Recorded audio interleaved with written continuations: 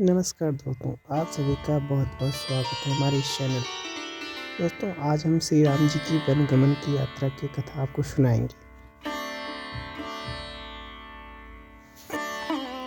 दोस्तों, राम वनगमन भारतीय संस्कृति और रामायण का एक अत्यंत मार्मिक आदर्श प्रसंग है। यह घटना त्याग, आज्ञा पालन, कर्तव्य और धर्म की महान शिक्षा देती है।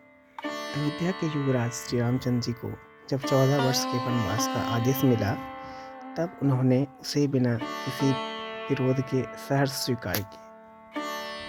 राजा दशरथ ने कैकेयी को दिए गए वरदानों के कारण विवश होकर श्री राम को वनवास देने का निर्णय लिया। यह निर्णय सुनकर अयोध्या में शोक की लहर दौड़ गई। माता कौशल्या, भरत, लक्ष्मण और पूरी प्रजा अत्यंत दुखी हो गई। परंतु श्री राम ने अपने पिता की मर्यादा और वचन की रक्षा को सर्वोपरि माना। उन्होंने कहा, पिता का वचन निभाना पुत्र का परम कर्तव्य है। माता सीता भी श्री राम के साथ वन जाने का आग्रह करने लगी। उन्होंने कहा कि पत्नी का धर्म है कि वो हर परिस्थिति में अपने पति के साथ रहे। श्री राम ने बहुत समझाने का प्रयास किए, परंतु सीता की दृढ़ इच्छा के आगे उन्हें झुकना पड़ा। लक्ष्मण जी भी अपने भैया के बिना रहने को तैयार नहीं हुए और सेवा के उद्देश्य से उनके साथ वन जाने का निश्चय किया। लक्ष्मण जी भी वन याद थे।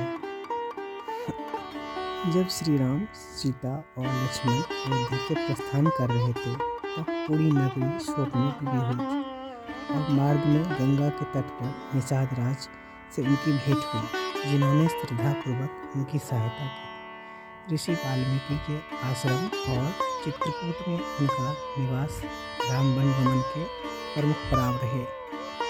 राम वनगमन केवल एक ऐतिहासिक घटना ही नहीं, बल्कि जीवन के लिए प्रेरणा है। यह हमें सिखाते हैं कि कठिन परिस्थितियों में भी धर्म और सत्य का मार्ग नहीं छोड़ना चाहिए। श्री राम का चरित्र आदर्श पुत्र और आदर्श पति और आदर्श भ्राता के रूप में सामने आता है। आज भी राम वनगमन की कथा हमें त्याग, सहनशीलता और कर्तव्यनिष्ठा का संदेश देती है। श्री राम का जीवन यह सिखाता है कि सच्चा सुख और त्याग सेवा में ही निहित है। यही कारण है कि श्री राम भारतीय जनमानस में मर्यादा और पुरुषोत्तम के रूप में पूजनीय है। जय श्री राम दोस्तों, मिलते हैं नेक्स्ट वीडियो में।